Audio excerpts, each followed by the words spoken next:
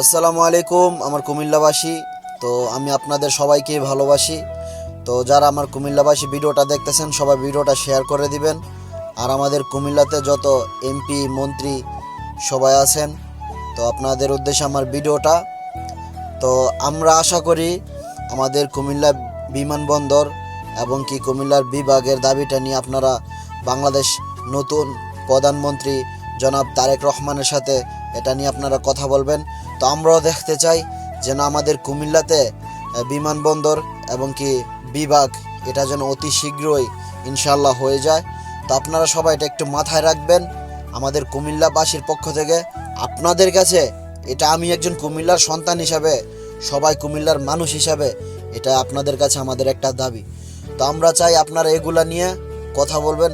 আর ইনশাল্লাহ আমরা আশাবাদী অতি শীঘ্রই আপনারা চাইলে আমাদের কুমিল্লা বিভাগ এবং কি বিমানবন্দর হবে। তো আসসালামু আলাইকুম, সবাই ভালো থাকবেন।